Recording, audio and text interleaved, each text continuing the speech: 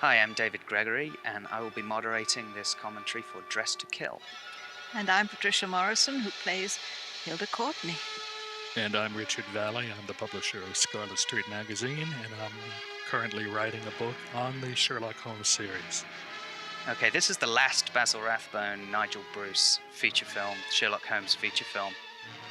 Can you tell us a bit about, there's some discussion about the title Dress to Kill and its relevance. Well, at the time that the film came out in 1946, it's the last in the series of 14 films. And the critics all said that the title was absolutely meaningless. It had no meaning whatsoever. And I don't really understand that because the meaning seems to be pretty obvious. As you'll see, the villainess, sitting next to me here, is dressed to the nines throughout the film. She's wearing wonderful furs and Crazy hats. Crazy hats, and there's one crazy hat in particular, yeah.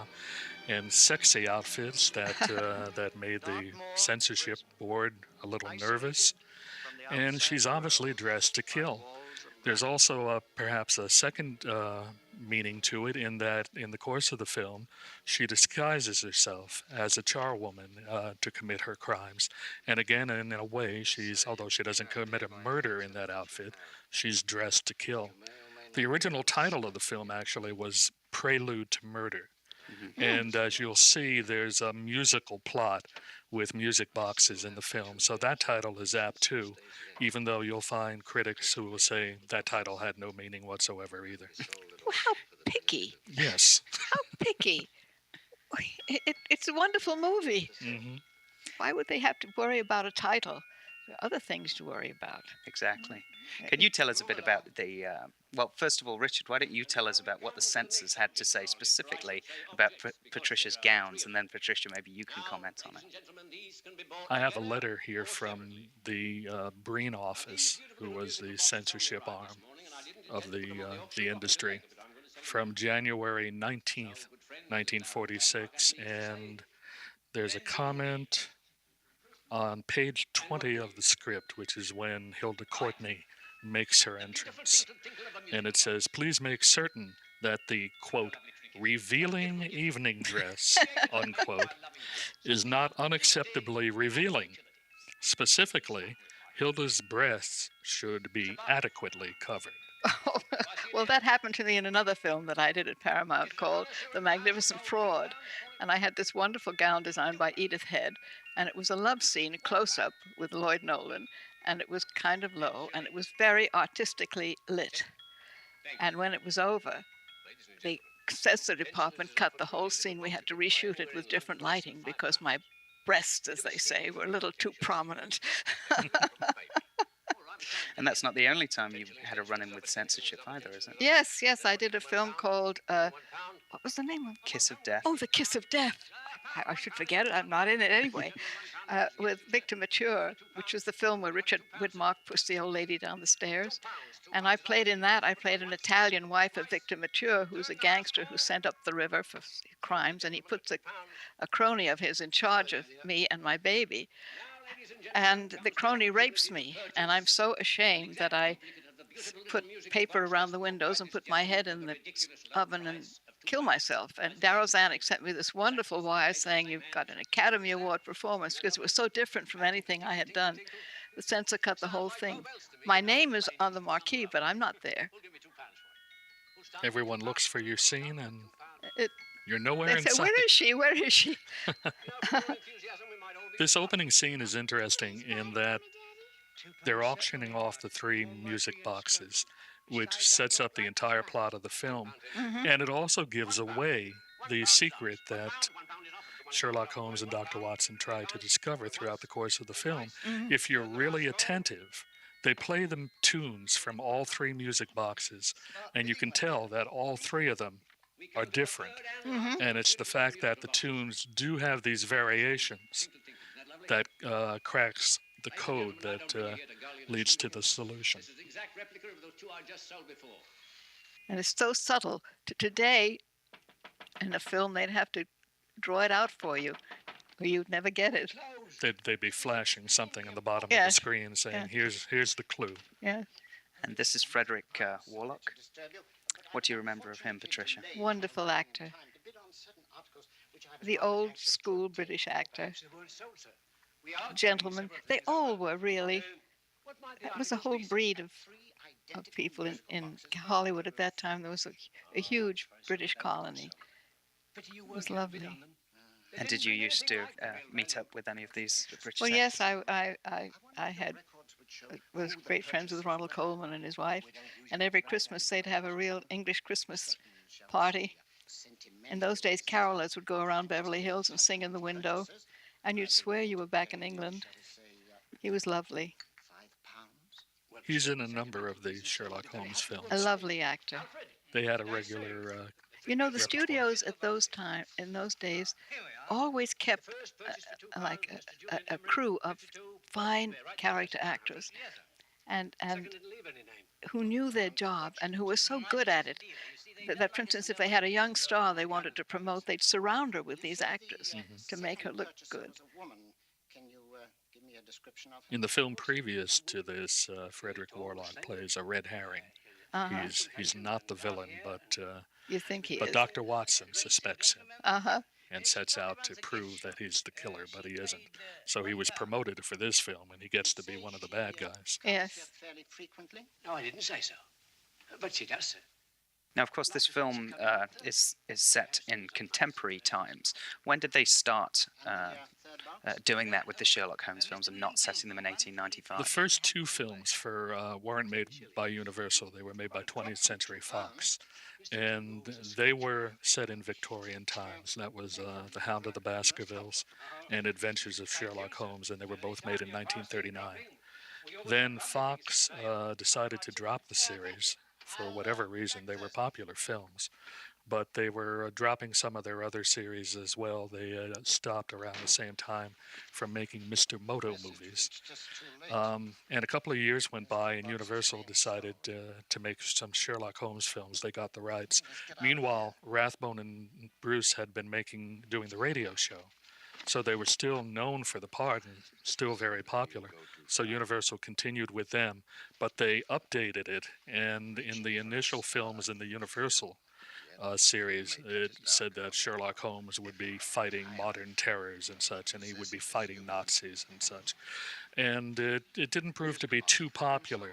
So as the series went on, they kind of downplayed the contemporary references. You'll see in Dress to Kill, with one exception that comes later in the film, the entire story could be set in Victorian times. Mm-hmm. And these were all original scripts. They weren't Conan Doyle's. No, they were Hound of the Baskervilles, of course, was Yes, the of only course one. was. But they used bits and pieces of different stories for the series. For example, Dress to Kill, there are variations on Conan Doyle stories, The Six Napoleons, and A Scandal in Bohemia. Oh, yes, yes. That was one of the dearest people, Willie Bruce. Yeah. He was exactly the way he played. Remember that letter, Holmes? He was not an act. Now, am I right in saying that he was less keen to stop making the Sherlock Holmes films? It was He more- didn't want.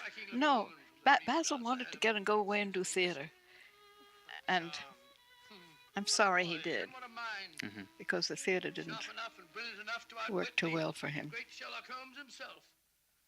He went back to the Sherlock Holmes character a little bit in later years, but not successfully. He did a stage play written by his wife. Yeah, And Ouida. and a couple of television Sherlock Holmes appearances. But he left while the series was still popular and left the radio series at the same time. On radio, he was replaced for one season by Tom Conway, George Sanders' brother. And there was some talk of Conway replacing Rathbone in the films as well, but then Universal just decided to drop it entirely. And why was Rathbone so keen to move away from the character? Honey, like a lot of actors, you've been in the play so long you can't wait, even though it's a hit, you can't wait to get out and do something else. And in a way, you make the wrong decision. How are you, old boy? I haven't seen you for years. I want you to meet my old friend Sherlock Holmes. I saw Basil Rathbone in the early 60s. He was making a personal appearance. He had just written his autobiography. And he was appearing, and of all places, he was at a Bamberger's store in a shopping mall in Paramus, New Jersey. There were a considerable number of people around to see him. A lot of middle-aged women who remembered him from his swashbuckling days and such, and he loved talking about that. Absolutely loved talking about that and his Shakespeare. What he didn't particularly like talking about was his identification with Sherlock Holmes. It always baffled me. He complained a lot on the set. Mm. He said, "Why am I doing this?" And he was wonderful. Was wonderful in it. It was perfect for him. But, you know, you can't say anything. Yeah. The only thing he liked less was for anyone to mention that he had ever made a horror movie. He made some Didn't good like ones. that at all. As opposed to Vincent Price, Mhm. who was another great actor who loved making those films. Well, I must have been 13 or so when I went to see him. Within a year or so of my seeing him, he had made a film for American International called The Comedy of Terrors, which was with him and with Vincent Price and Boris Karloff and Peter Lorre. And I loved the film when I was a kid. I just thought it was very funny. I was very fond of it, so naturally I thought if I loved it, he must have loved making it. So I said, "Mr. Rathbone, did you enjoy making The Comedy of Terrors?" And he glared at me and said, "No." And he turned and he started talking to somebody else. Yes, There's Stinky. they're stinky. His wife, Ouida, was sort of the social queen of the British colony when they were here. And everything for England, when the war was on, she would give all kinds of charity things. And I remember she gave a big party at the Beverly Hills Hotel, and the idea was to snow in the ice over the swimming pool and snow in the hill behind it. And the night before the party, it rained, and everything melted. And we all went to the party still at the Beverly Hills Hotel, and there was Basil standing at the head of the stairs saying, "Ouida's gone into the hospital. She had a collapse." Because she was quite famous for her parties, wasn't she? She was very famous, and she's another story. She's a very interesting woman. Another room. Just a minute.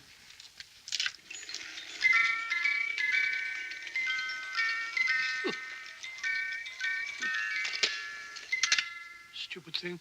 Singing rabbit. I wonder if these were in Universal's prop department or they made them up for the movie. Who knows?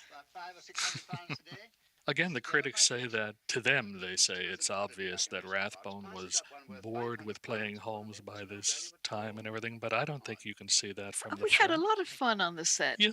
He was a lot of fun. I don't understand it. We used to have tea every afternoon, you know. Everything would stop, and tea cart would come on, and everybody'd have tea. Could you imagine doing that today? Probably not, no. No, no, no. I can't imagine anyone stopping to drink tea. Maybe. Maybe, yeah. A few other things. Mhm. It's a pity that this movie has so much to do with music, Hmm. and they never made use of your singing voice in Hollywood. That's why I left and went back to Broadway. I remember when I came out to Paramount, I said, I'm a singer. They said, "We're not MGM. We don't do musicals." So I said, "Okay." And I didn't push it at all. But you did go and entertain the troops with your voice. That's because I could sing. Because I could sing a little bit, yes. A little bit. Beautiful voice. Well, thank you. You were telling some stories about going over during the war. Then. Well, I was with we were the first group from Hollywood to go overseas to England. Merle Oberon, Al Jolson, Frank McHugh, and Alan Jenkins. We flew over in a seaplane about this high over the ocean. And we landed in London right after the raid in Dieppe. and we were at the Savoy Hotel, and half of it had been bombed. And Quentin Reynolds, who was the war correspondent, said, "Would you like to see London?" And I said, "Yes, I'd like to see the church where I was christened." And we went, and there was just a big hole in the ground. And that night there was an air raid, and I was young enough to kind of think it was kind of exciting. And the next day I went out, and there was this office building had been bombed, and all the secretaries were out on the sidewalk with their typewriters working. London was amazing then. People were amazing in England. They are. Look at what happened now. You know, it's amazing. It was an experience, that whole experience. I mean, people have done much more than I have in my profession, around, like Bob Hope, and they've gone to all kinds of places. But that was the first. I remember we went to see Eisenhower. He didn't want to be bothered with actors at all. No? When we got there, but he was very polite, and he said, "Well," he said, "we have a lot of problems." And this was before the landings, you know. So he said, he said, "In those days, the troops are segregated. The black troops were segregated." He said, "We have these black troops in this small town in England, and the girls have never been to London. They've never seen black people before. And these black guys in their uniforms and can dance, and they're terrific. And the girls are falling for them, and all the British soldiers are very upset." And he said, "I don't know what to do about it." All the while he was planning to land in France. You're about to they're make your stinky. entrance. They're stinky. Yeah, you're talking on the phone to him. Yeah. Isn't he adorable? What a charming, it's another charming actor. What a sweet man. It's too bad you had to kill him. It is too bad. I didn't kill him. I know. Yeah, he's very charming in these opening scenes. Yeah.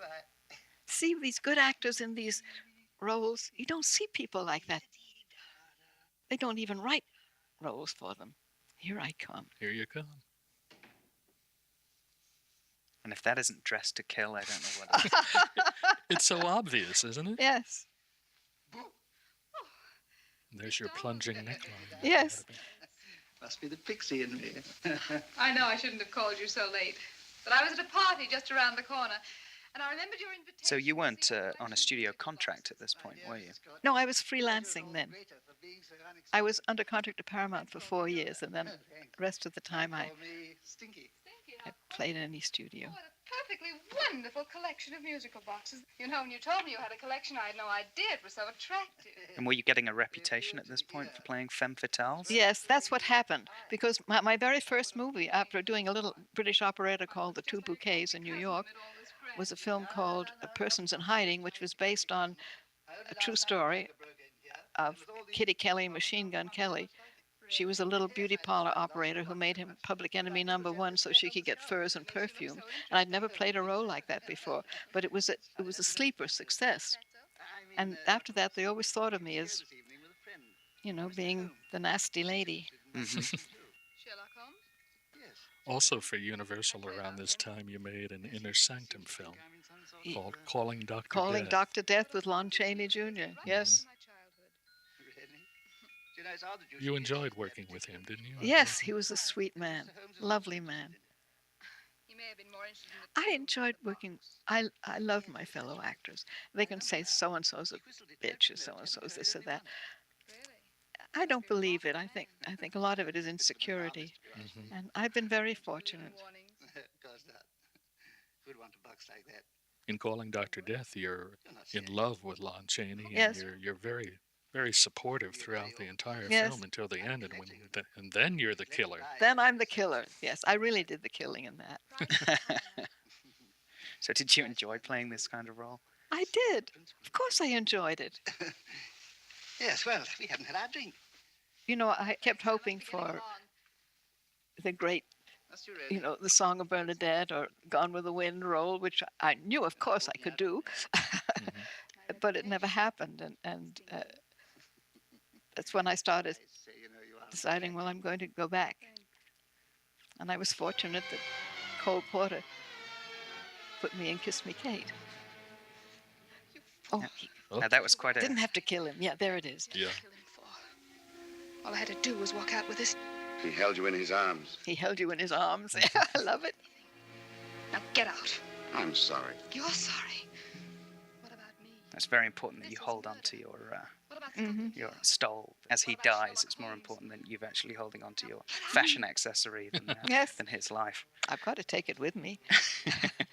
They had a habit in the Universal films of having the villains be a threesome, and often one of the villains would be obsessed with the woman in the group. Isn't that interesting? In The Pearl of Death, they had an actor named Rondo Hatton who was famous for playing a character named the Creeper, and he's obsessed with Did you get it? Evelyn Ankers, who is the villainess in that film. So they sort of copied that idea for this one. Some very noirish lighting going on here. You are obviously not to be trusted. I mean, just No. look at the look on your face. Thanks for coming so promptly. Inspector Lestrade suggested that I call through to you. Mr. Emery was the client of Mr. Holmes, Inspector. Indeed. You didn't mention that when I telephoned you, Mr. Holmes. Well, not exactly a client, Inspector. Sergeant Thompson? He was killed between the hours of 11 and 2 o'clock this morning, Mr. Holmes. It's odd that for this last film, they dropped the character of Inspector Lestrade entirely. Yes. He wasn't in an earlier one as well, but he was in quite a few of them. And they brought in Inspector Hopkins, who had not appeared in the series beforehand. He's a character in 3 or 4 of Conan Doyle's stories. They mention Lestrade, but he's off taking the waters or something someplace. You know, you look at this antique place and you see all those props. People forget that the studios spent millions buying authentic antiques, authentic rugs. They were all in. It's another thing. I used to take my time, go and wander back there and look at these beautiful, beautiful pieces. They were not manufactured just for the film. They could just go in there and pull something out, an 18th century chest, and it's the real thing. Yes. And you can look here, you see. And then there's a shop I go to later on. The inmates manufacture them. They make all kinds It's funny, there are some movie fans who just absolutely obsess over the decor in these films. I They'll be know. talking about, oh, did you see that candelabra and everything? It was in this film, and it was in that film, and it was in Well, a film after that. it used to make me so angry. They would have these fine Persian rugs on the floor, and then the cameras and things were rolling over them. How could they do that? How could they do that? boxes had gone twisted. They had a sentimental value for him, sir. Expensive sentiment. Can you describe him? Now, this is a fairly low-budget film. It's a B film from Universal, and they were just about to drop most of their B films because the studio was being taken over by new people. That's one of the reasons they decided to drop the Sherlock Holmes series. They didn't want to keep producing Abbott and Costello comedies, but they were so popular that they couldn't drop them.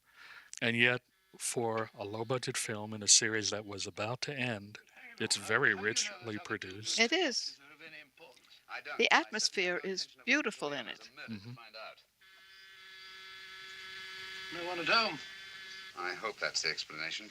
So these weren't as popular as the Abbott and Costello films, or is it more because Basil Rathbone was leaving that they Well, stopped producing them? it's sort of combination. As I said, they could have continued with Tom Conway, but Rathbone was so identified with the character. It wouldn't have worked. No, I don't think so. It wouldn't have worked. Mr. and Mrs. Kilgore at home? There you are, There I am. in disguise. So tell us about how you got this Cockney accent for this particular part of your role. Well, my parents are British, and my father, when at a party, when he'd have a few drinks, he used to get up and imitate all the British music hall artists of the time. So I remember that, and I guess I used it. Well, I've got to be off. It's so light in the parlor, and no smoking. And what about this costume that you're wearing here? Nobody Oh yes, recognized yeah. They padded my body and they did this makeup, and I used to have my own reserved table in the commissary. When I went for lunch that day, they said all the extras go to the counter. So that meant it was a good disguise. It was the first time I saw the movie. I didn't recognize you. Yeah, me neither. Park Lane. Park Lane? And what would the likes of you be doing in Park Lane? Now, don't worry about the fare, Ducky. If you knows how to get to Park Lane, up it. You should have done My Fair Lady. I would have been very good in it. Yeah. Now, that sounds like an ego, but I know I would have. But Julie Andrews captured it beautifully. What's up, Holmes? Listen. Now, this film was directed by Roy William Neal. Mm-hmm. What do you recall, if anything, of him? No, I just recall his face, and he was how do I say it? He didn't direct us that much. Mm-hmm. I mean, he set everything up, but we did. You know what I mean? There's some directors that every little thing has to be looked at. Yeah. But he did. He was a very, very, very lovely man. She grew up to be. She looks familiar. Her name is Topsy Glynn. What? Topsy Glynn. Topsy Glynn. Yeah, Topsy Glynn. But she looks like somebody now who's grown up. Maybe it's just my eyes. You know, I should have mentioned before when you went to the cabbie in your disguise. Yeah. The cab driver was played by an actor named Charlie Hall, who is most famous for working with Laurel and Hardy Oh my in their gosh. comedies. They did a lot together.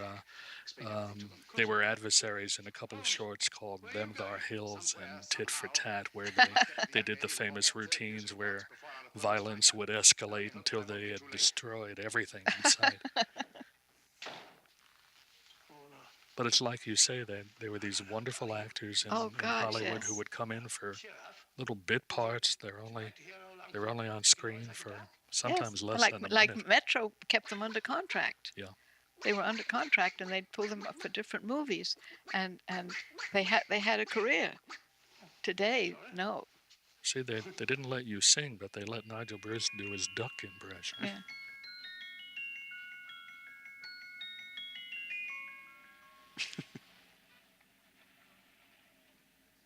That's a fairly simple makeup, but it changes your look entirely. It's very simple. It's funny. And now that I look at it, it's funny. Now, how long was your hair at the point that you made this movie?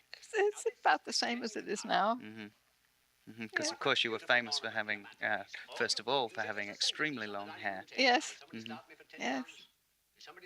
What was it? They tried to publicize you as the girl with the longest hair in Hollywood? Yes. They had another one. And when the Paramount Press Department first met me, they came up with the sign, L'amour plus Lamar equal Morison. Or the other one was the Fire and Ice Girl. Oh, yes. Why was that? I haven't the foggiest. A costume an exact replica of the holiday clothes worn by the Hungarian peasant women. Now, ladies and gentlemen, an article like this would cost you from 15 to 20 pounds in a West End shop.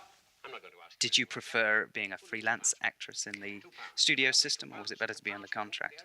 Well, under contract, you had certainly a lot of security. But what happened was that the studio didn't see me as I saw myself at Paramount. And a couple of roles that I had been up for were given to somebody else over. It's a long story. And I did well freelancing, but I also did some pretty awful things. And that's when I kept developing my voice and got a chance to sing for Cole Porter. But I did one of the very first television series ever made, which was called The Cases of Eddie Drake. It was made by an independent company. And I was started to make them when it took Cole Porter a year to raise money for Kiss Me Kate. Nobody wanted to produce it. And finally, when it happened, I had just signed to do this series. And it's a long story. But anyway, Kiss Me Kate happened, and I went back to the theater. Follow her, Hamid. I made another film afterwards, Song Without End, with Dirk Bogarde, and I played George Sand in it. And Charles Vida was the original director, and he died, and George Cukor took over. And the film was finally released. I mean, it was a cameo that I had. They come on the screen with this terrible speaking voice. And everyone said, "That's not your voice." Cukor thought my voice was too feminine, so without telling me, they dubbed somebody else's voice. Incredible. Yeah. It's lovely, dear. And only one Here you pound. are coming in on the trail of the music boxes. I'll go Yes. get some tea. I could do with a cup. Right. There were a This is couple of... this is the hat. I think this is a hat that is the end of all hats. Somebody says looks like a big thumb. Dolls already. Books are always welcome. Well, I'm looking for something a little different. Well, that's rather cute. What is it? Oh, that's a musical box.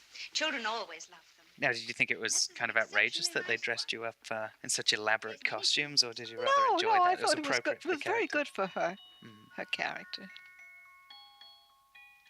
Have you any others? Yes. You're very sly, aren't you? Yes. I have only 2 left.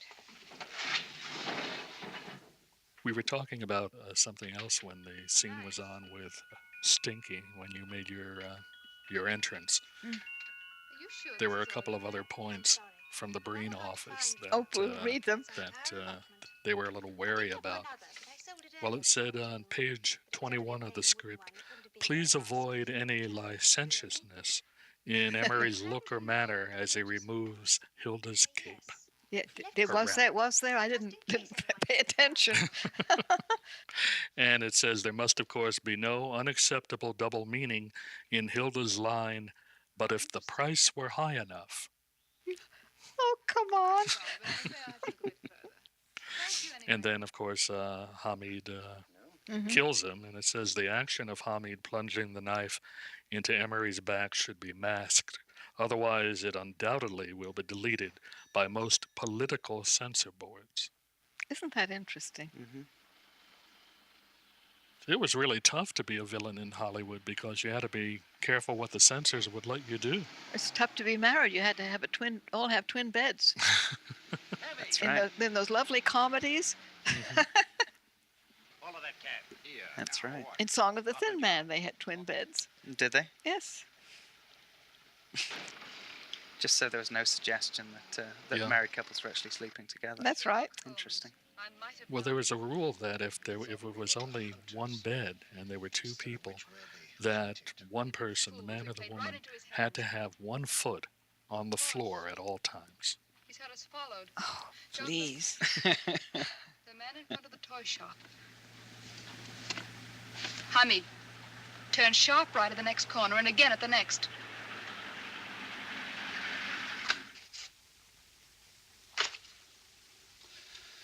No photograph of her, Commissioner, as I expected. She's not a known criminal.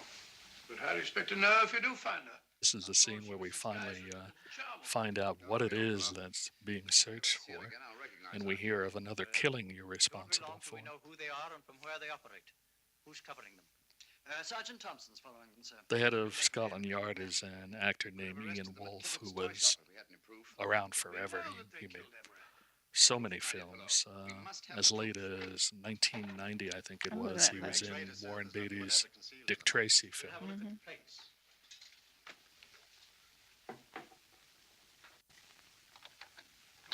Was it common in the Sherlock Holmes films to use noirish techniques, or is this something that happened a bit more later in the series? The first Universal film, which is the only one that wasn't produced by Neil, is very noirish. There are a lot of very tight close-ups and angles and lots of shadow and everything, and that's only at the very beginning of noir, really. Most people say film noir began with The Maltese Falcon, and that was only a year or so before. Then the other films, there's a lot of the business with the Nazis and the war in the early film. They're not very noirish, but when you get to this film, 1946, the war is over. Film noir is really starting to become very popular. It isn't known by that name, but a particular style of film, Kiss of Death, is one of them. Mm-hmm. And you begin to get all the shadows, all the angles and everything, and it's an entirely different approach. Well, and also that inspired by a lot of the German directors that escaped the Nazis and came here, who made films like that in the 20s. 2 years ago in London, there Yeah. occurred a robbery of such tremendous importance. Now he's explaining here that there's been a robbery and the bank plates were stolen and the thief was being followed. He had to get rid of the plates very quickly before he was caught, And that's what the whole plot is, to tell the villains who are outside of jail where the bank plates are. There's one incongruity in the plot that they never bother to explain. The key to where the bank plates are is in the music, in the 3 music boxes. But the reason that clue is there is because supposedly the man who's in prison can't get a message out to the villains as to where the bank plates are. What they don't explain is, how does he get a message out to the villains to buy the music boxes? Well, We'll just pass that over. You're too smart. I'm sure nobody noticed. And this is the part that's really closest to 6 Napoleons. It's the bank plates here in the 3 music boxes. In the 6 Napoleons, it's 6 figures of Napoleon, and hidden in one of them is a pearl that was stolen and had to be hidden quickly because the man was about to be arrested. To smuggle out the secret of the hiding place of the plates to his confederates. Why? Were you a fan of the Arthur Conan Doyle stories, Oh, Patricia? yes. For example, has the Bank of England made any plans to There's mention in the early scene, and it's used later in this film, of Irene Adler in the character in A Scandal in Bohemia, the only woman to ever outwit Sherlock Holmes. And he was in love with her. We didn't, without admitting it, but That's what they say. Yeah. that's what they say. But they obviously used that as an inspiration for your character, although she wasn't a murderess. No. But She was a devious lady. a devious lady. Yeah. as soon as possible. I believe you've hit it, Mr. Holmes. I'm sure that the message is contained in this musical box. Or rather, in all 3 musical boxes, since possession of all 3 seems to be essential. Our opponents have 2/3 of the puzzle. I know this has nothing to do with the film, but my mother was in the British intelligence during the war in England, and she had to do with people's letters. And she had a lot of letters of Conan Doyle. That time he was interested in spiritualism, he did. And my mother became very fascinated by that. But she had another experience. She got a letter with a very thin piece of tissue in it with tiny holes, and she thought she'd found a code, from the Germans, and she rushed it to her supervisor. And he said, "Have you read the letter?" And the letter says, "An American GI, honey, this is the closest you're going to get to me till I get home. I got sunburned at the beach at Brighton."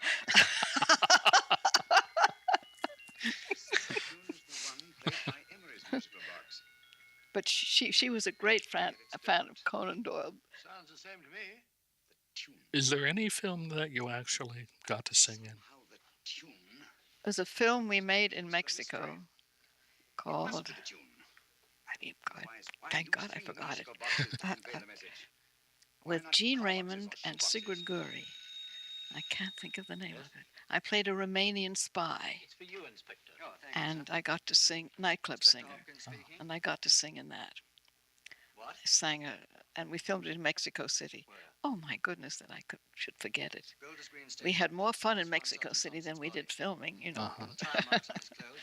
that in the 30s? No, that was in the 40s. In the 40s? Yes. Not an accident, my dear fellow. I'm afraid it's murder. Oh, you never know just who you're going to meet. This is the scene you were talking about when we were discussing the film. The little club. Look how it looks. It doesn't look like a set at all. Oh, you never know just who you're going to meet. That's what my father used to do. That's where I got a lot of it. Better hold your topper in your hand. Just in case you He gets to sing, Basil Rathbone gets the whistle, and all you get to do is kill people. Yeah, that's right. will be complete. Oh, you never know just who you're going to meet. Now a gentleman is judged by his appearance. Yes, a gentleman is judged by how he talks. Now he's much better off when he's acting like a toff. Now, had Rathbone actually been discontent with his typecasting as Holmes for some time now, or was this something that was happening later on? He was getting tired of it from all reports. I disagree with anyone who says that it affected his performance, because I think he's... No, he's a consummate actor. Yeah. But he wasn't happy. As Pat said, he went on to Broadway, and he had some success on Broadway. He did the play based on Washington Square, The Heiress, and a few other things. But he really wasn't able to reestablish himself in other roles. Well, the last time I saw him, he and Ouida and their daughter came to Kiss Me Kate. And I remember they came backstage. She was dressed up like a little princess. And it was so lovely to see them. That was the last time I saw him. Any friend of Mr. Holmes is a friend of mine. Hi, Joe. He did me a good turn once. How long were you playing in Kiss Me Kate for? Well, let's see. 2 years in New York, a year and a half in London. Then I went and did concerts around the world. Then I went into The King and I was in that for 3 years. And then I did other things. The Merry Widow. I did a lot. I'm a very fortunate woman. I really am. Were you happy to go back to Broadway? Because you started on Broadway, didn't you? I loved it. And the excitement was that with Kiss Me Kate, none of us knew we had a hit at all, even in rehearsal. And it had taken Cole Porter over a year to raise the money, because even his rich friends, I remember we opened in London, and Douglas Fairbanks came to me the opening night and said, Cole wanted me to put $2,000 in this show. And I turned him down. And no, it was a wonderful experience, because we didn't think we had any kind of a success. We opened in Philadelphia saying, well, if we get good personal reviews, we're lucky. And then the one big song that was one of the hits, I Hate Men, from Kiss Me Kate, everyone except Cole Porter wanted to get it out of the show. And I was scared to death when I went on stage, and of course it was the biggest hit. And the opening night, we were in a fog, because they never stopped applauding. And we knew it was a hit then. And that's exciting. You don't get that in film. And then in the theater, it's up to you when you get out on the stage. In films, it's up to many other people. Right. They can shape the performance. As I say, that idea of waiting in the wings and you're going out and you've never done it and you're scared to death. And then you say, I have to do it, and you plunge in. And then to feel that. And also, audiences are like people. They can be different every night. And the challenge sometimes is when they had too much to eat and too much to drink and coming up, is to get them, wake them up. And then it's lovely when they're with you. No, it's a different thing. Every side of my profession I find exciting. I love film. I love seeing artists. But today I'm a little bewildered, because with all the fabulous technology that they have, they're not making more interesting films. I don't know whether it's me or... They seem to be remaking everything. It's a lot of Well, they're remaking on Broadway. Yeah. And badly. Yeah. But they're afraid of original stories. I mean, it's all big bucks. It's all corporations. And now Broadway's even that way. Right. It's not a single producer wanting to do a play and raising the money and getting the director he likes and taking the chance. They can't take a chance. No, there's too much money They can't involved. take chances. Now, this is the scene where I believe he says elementary, my dear Watson. Yeah, Or I does he think he say said it on something the, like it? But No, I think he says elementary. I think it just happened, as a matter of fact. He did? And of course, he never said it in any of the Conan Doyle stories. So that's something... I don't remember it. 56 stories and 4 novels, and he never said it once. He came close, but never said it. And so that was something that's evolved from the Rathbone movies, or? No, it was probably the theater. Yeah, I think it was the original. You're right. The original theater of, who was the actor? William Gillette. William Gillette. This was when, around 1900? Turn of the Turn of the previous century. He was a great actor. The second Sherlock Holmes film, the one for Fox, Adventures of Sherlock Holmes, has a credit saying based on the play by William Gillette, but there's virtually nothing of the movie that is from the play. There's Mary Gordon, who played Mrs. Hudson throughout the series, both at Fox and at Universal, and she's also the only cast member who regularly played the same part in the radio series as well. She was Mrs. Hudson on radio. Lovely. Wonderful character actress. Yes. See, we don't have character actors. We don't. No, and you see these movies and you see the wonderful faces that you see in every other film, and it adds so much to the enjoyment. Of course it does. And she turned up in just so many different things. She'd be in, I believe she's in How Green Was My Valley. I mean, really a film, Best Picture sort of thing. And then the next thing you know, you're watching her be murdered by a mummy in the Mummy's tomb. It's very disconcerting to see Mrs. Hudson being murdered by a mummy. Find the music box. Well done, Holmes. Well done. Amazing. So what is the cinematic history of Holmes prior to the Rathbone Bruce films? There were silent films that, a lengthy series, as a matter of fact, that were mostly shorts, and they were based on the actual stories. Quite a few of those.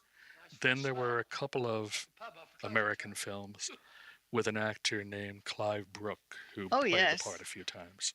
Yes, well, he was British too. Yeah. But those were American films. As a matter of fact, there's an all-star film from Paramount in which Clive Brooke plays Sherlock Holmes and William Powell plays Philo Vance. He hadn't begun playing Nick Charles yet. And Warner Olin, who became famous as Charlie Chan, played Fu Manchu. He had played Fu Manchu in a few films. Very, very bizarre to see Charlie Chan as Fu Manchu. I'd love to see that. And they do this little sketch in which it's the only time on screen that Sherlock Holmes dies. Fu Manchu kills Philo Vance and Sherlock Holmes, and then he just sort of flaps his arms and flies away. We're back to the musical tune here. Not a very distinguished composition, I grant you. You know perfectly well I don't know one tune from the other. I don't know if he's right there. I mean, it's right from the first scene when you hear the tune, when the music box opens, it sticks in your head. Of course it does. I worked on an album with a record producer friend named Bruce Kimmel, who was putting out an album of music from Sherlock Holmes movies. And one of the things that we both wanted on the album was the tune from Dressed to Kill. Mm-hmm. So it's whistled on the album and then it's played as well. Now here's one of the two instances in the movie. It's always said that Nigel Bruce played such a bumbling fool in his Watson, that why would someone as smart as Sherlock Holmes want to associate with him? He wasn't, though. Well, he was, as we were talking about that at the beginning of the film. He's talking about the story he wrote that's published in Strand magazine. Mm-hmm. So he was smart enough to write a story.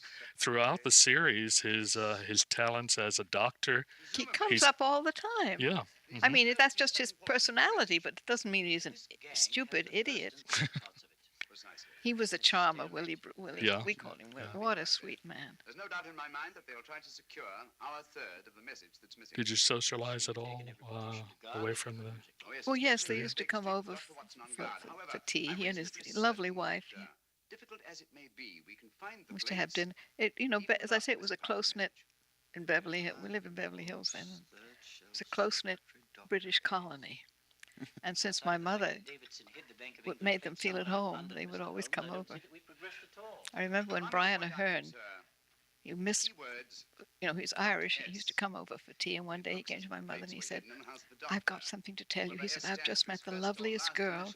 He said, "I made a film with her sister called The Great Garrick.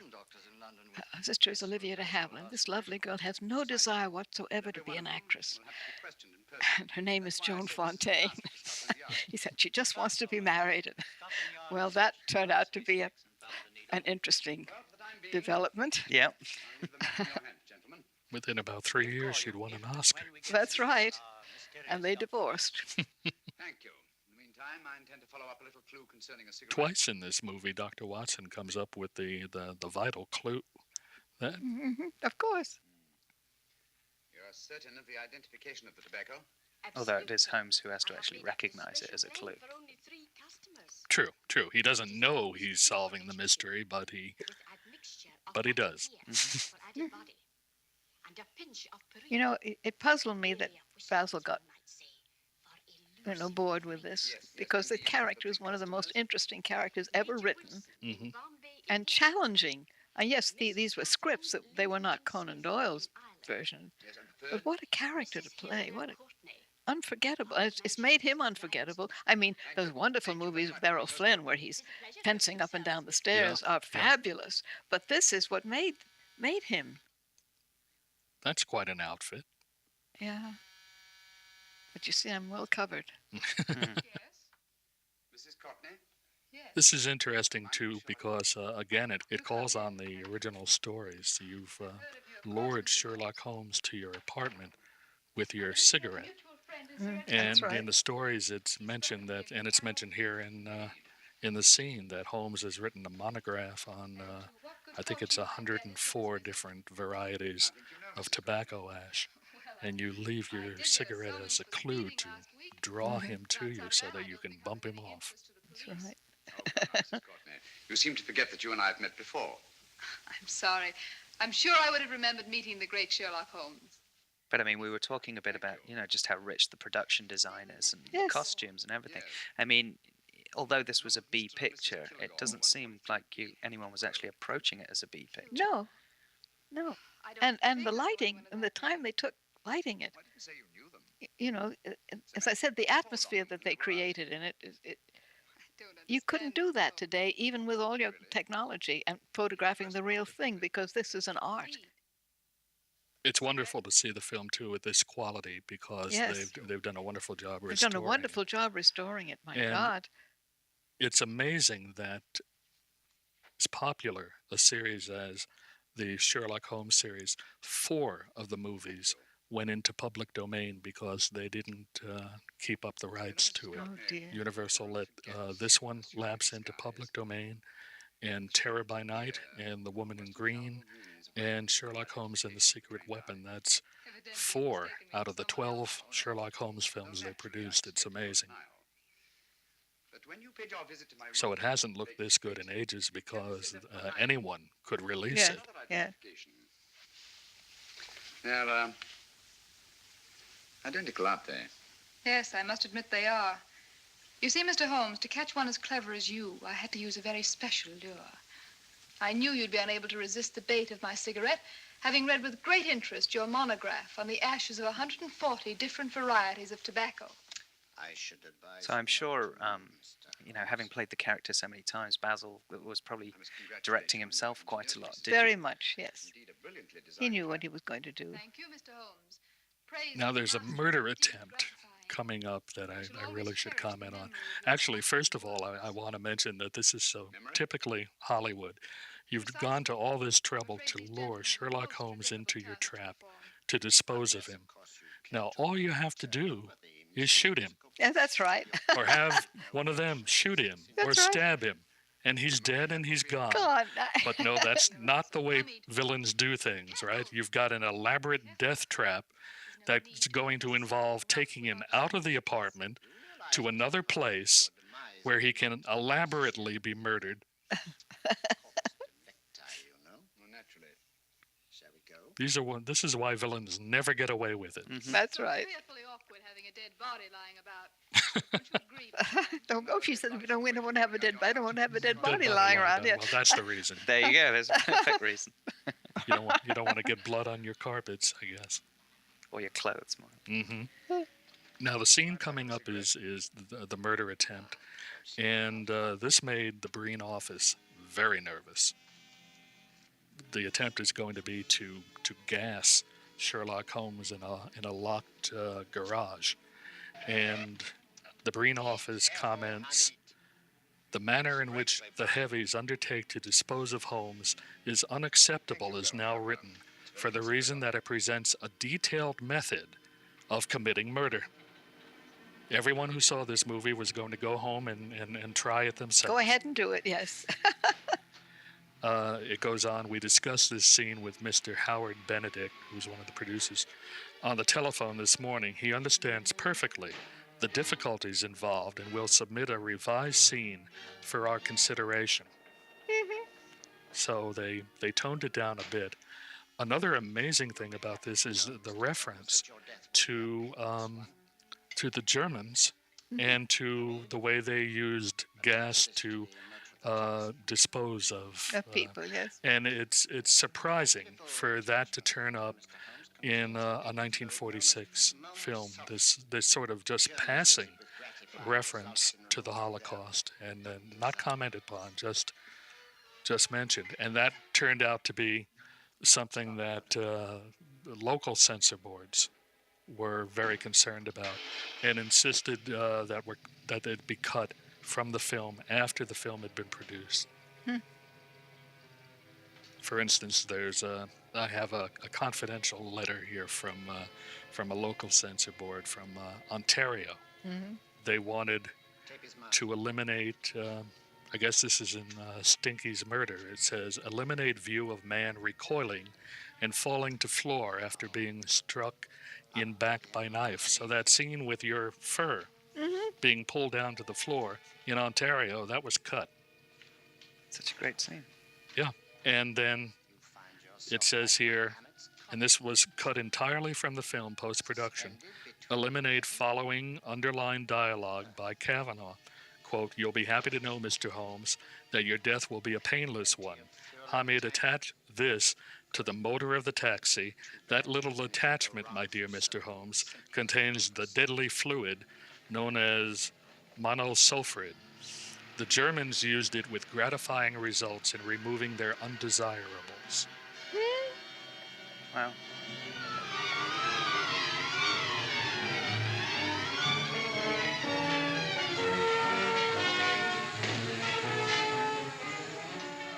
Now, not only is it a completely unnecessary method of getting rid of Sherlock Holmes, but it takes him all of about 30 seconds to... He stole the key. Yeah.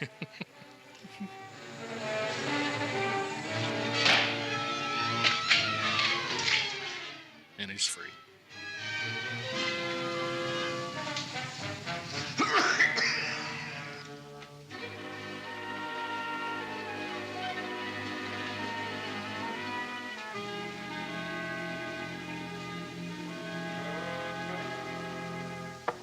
So did you get the niche of being the femme fatale based on the first movie you did at Paramount? I think it was such a hit.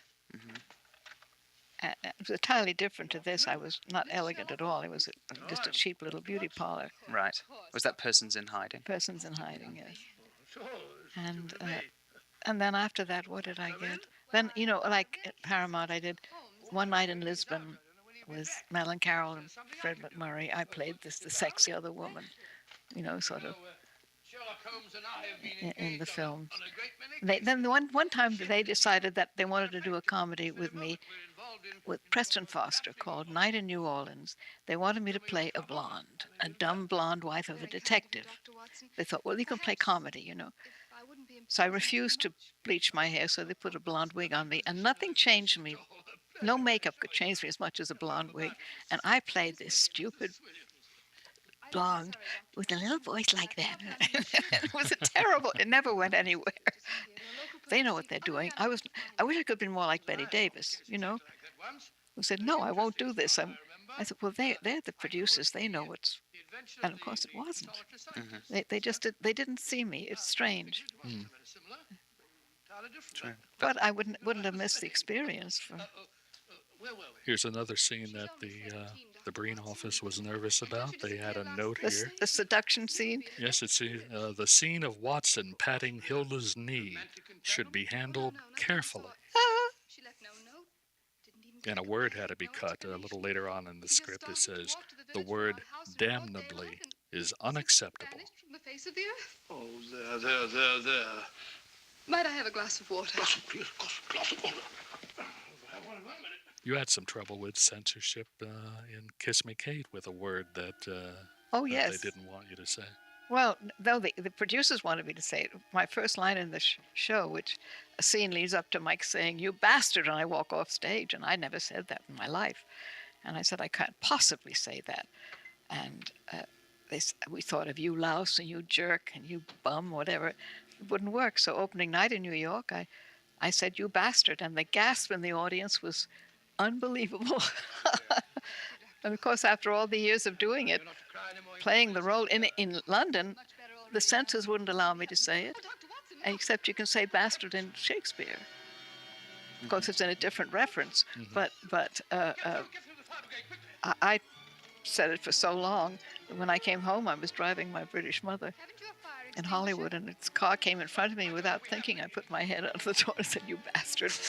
That's nothing what you do today. No, not at all. Isn't it amazing in half a lifetime how things change? Well, in maybe 10 years, things change. This is true. And people's opinions and what's acceptable. I mean, just those things that you've been reading are I know. hilarious. And we were sophisticated people. Amazing. Then the movies made before that, before the Breen Office, were even far more over the top than they make today, which is wonderful.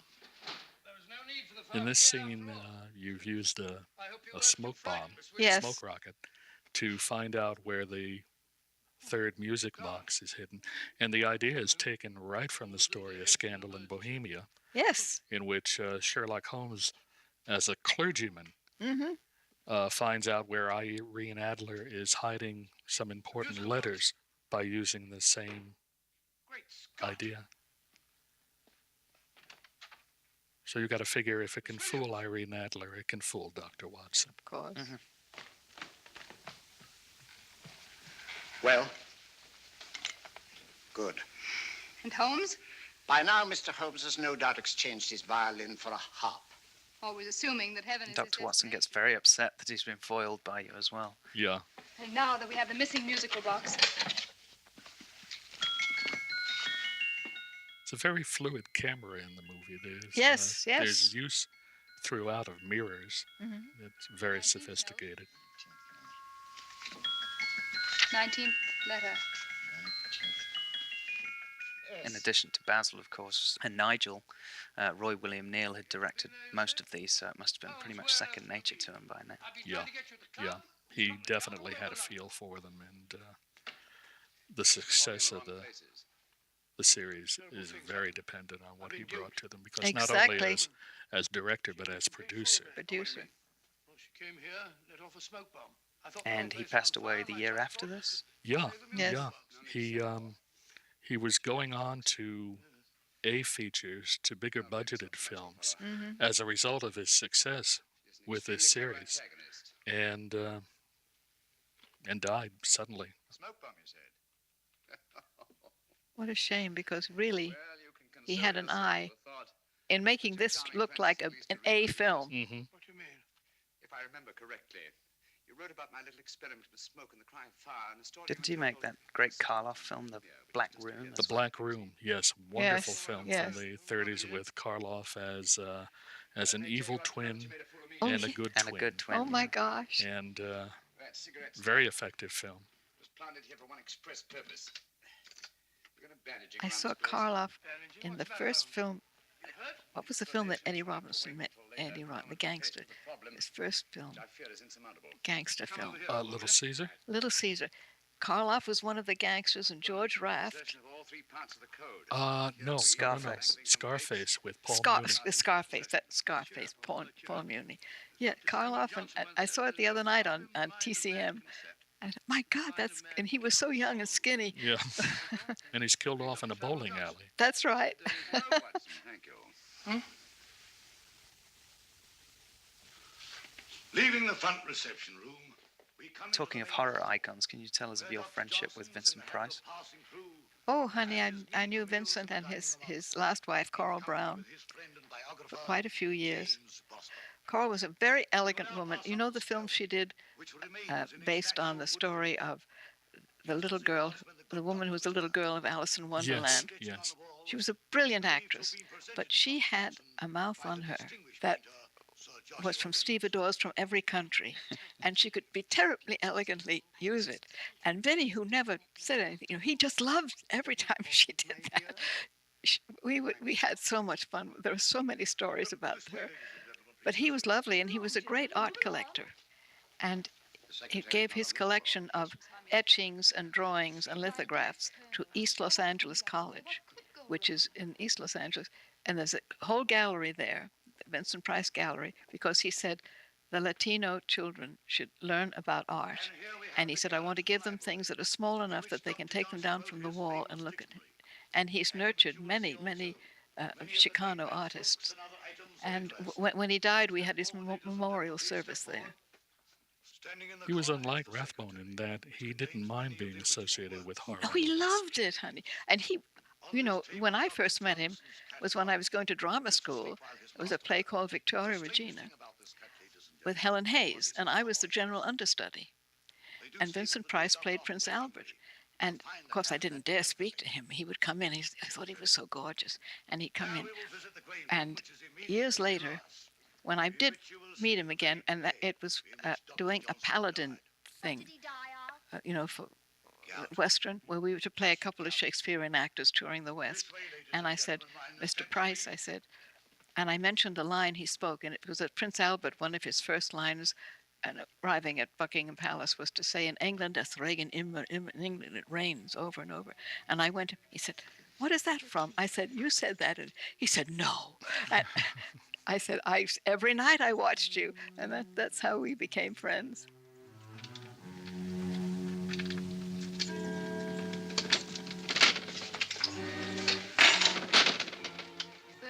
We're approaching the grand finale. Yes. You've found Going the to place. get caught. Going to get caught.